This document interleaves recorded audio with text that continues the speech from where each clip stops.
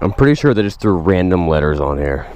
They're like, just put some. It's kind of like, well, like guys get like tattoos on the side of their arm of like Chinese symbols. That's what they did. They're like, just put some random letters on there. All right, guys. Before we go, let's do the words of wisdom. Acts 1:18. But you will receive power when the Holy Spirit has come upon you, and you shall be my witness both in Jerusalem and in Judea and Samaria and even to the remotest parts of the earth. That's an Acts when Jesus sends the Holy Spirit to the apostles. All right, so the bar is set pretty low to the max. To the max. The bar is definitely set low on this bike because the price is low. Now, at this thing at $4,000 MSRP when it came out, or $3,900, like $900 less than the other bikes, honestly, I would just probably buy the other bike.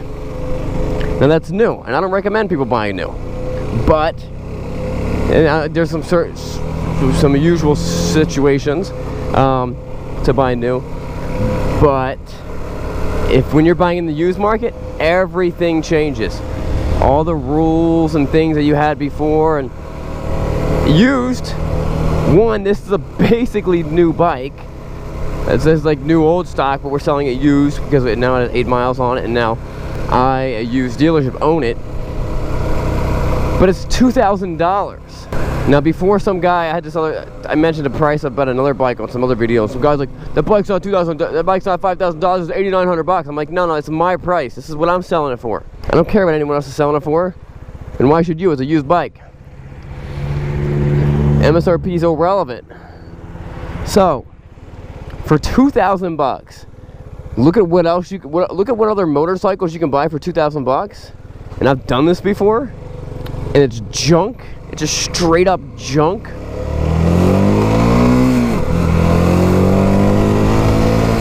And I guarantee you that if Home Depot or Pep Boys sold a motorcycle half this quality for $2,000, people would buy it. And then you got something like this. It's like, hey, that's actually pretty decent for $2,000, man. And the thing about this bike, I actually think it looks awesome.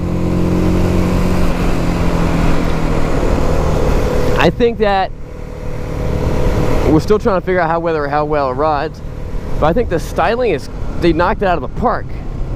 I really do. In terms of feel, like just feeling, riding down the road, touching handlebars, touching the grips, touching the plastic, it feels like everything else. It doesn't feel like anything different. It doesn't feel like cheaper than a Honda or a Yamaha or a Kawasaki. Honestly, it might even feel a little more better quality than the Harley Davidson's Street 500s. It just feels like a good regular bike. Cruising down the road, I got no problems. The way it seems to handle feels great. Now, of course, it doesn't have like big power because it's not a big power bike, but it gets you there. We'll see what we'll do a 0 to 60 run. We'll see how fast it is. I'm guessing it'll be under 6 seconds. I think I could get this thing in under maybe around 5 seconds, maybe 5.5, which is actually pretty decent. If you compare that to a car, you'd be like, oh, that's actually a pretty decent car. It's like my mom. It's like my mom's Nissan Maxima in 2012 or something like that. Cruising down the road at the speed limit, feels awesome. As of right now, I got no complaints about this bike.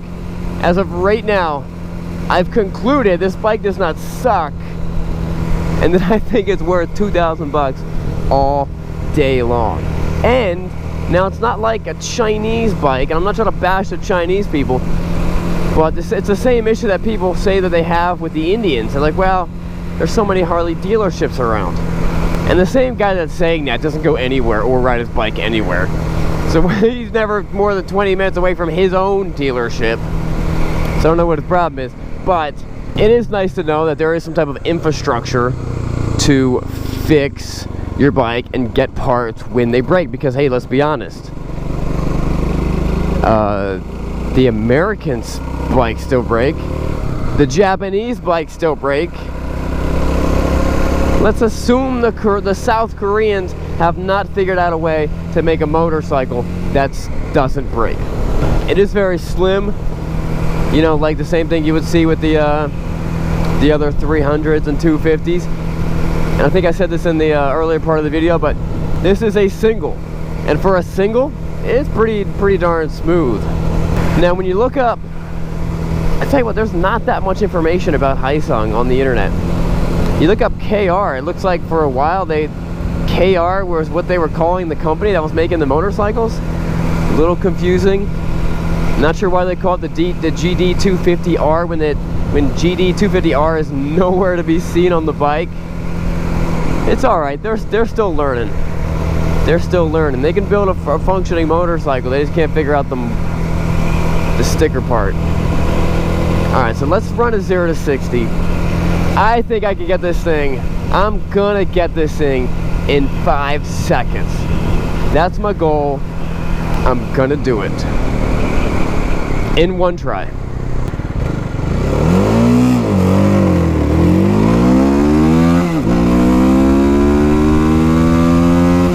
There.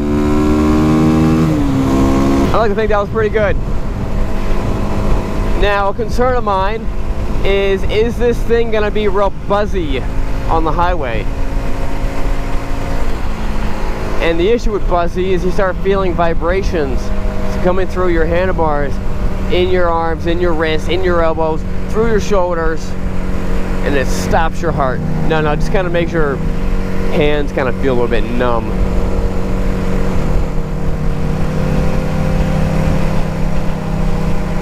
I'm gonna go on a scale of buzziness from 0 being a gold wing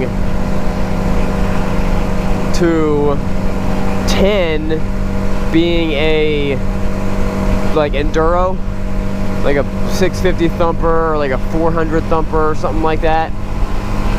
Maybe like a supermoto type of bike. I'm gonna put this right in the middle.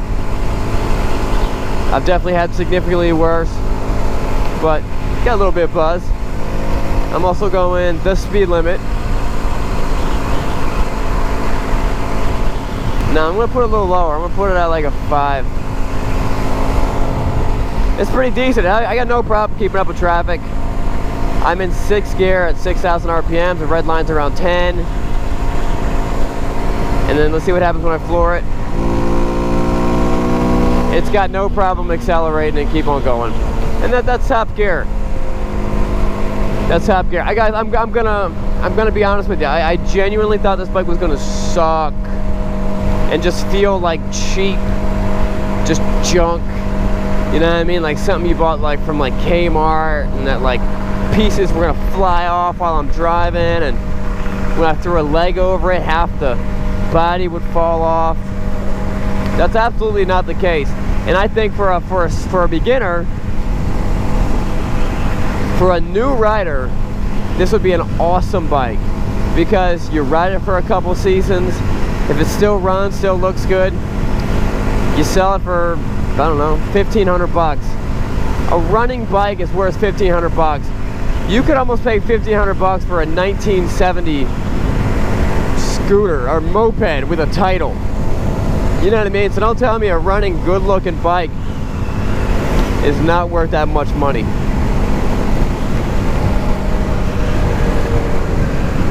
It is cool looking. I think they knocked it out of the park with that.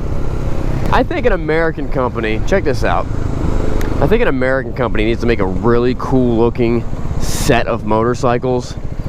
You know, a couple different ones, you know what I mean? One's a little more cafe, one's a little more cruiser, and then just throw other people's engines in them. Make them real simple, make them real reliable. Use an engine that someone else has been using for a long time, like the VTX 1300 or something like that. And then that's how you start an American motorcycle company. Guys, if you're wondering about these gloves, these are M1 Moto gloves. Click on the link below. These are incredibly bad. We tested these things really, really hard. And M1 Moto is the only type of glove I wear when I ride. Because, you know what, I like my hands. These are the hands I use to wield Thor's hammer. Alright guys, that wraps it up. So that was your riding. But where are you going? We'll see you guys later. So if you buy a bike like this, or if you have a bike like this, don't let anyone else make fun of you about your bike. Become a better rider.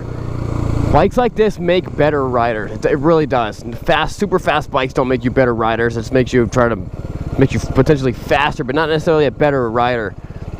Become a good rider. Learn the basics. Learn how to use the bike. Valentino Rossi on this bike would smoke me on any other bike. Guaranteed. On any situation.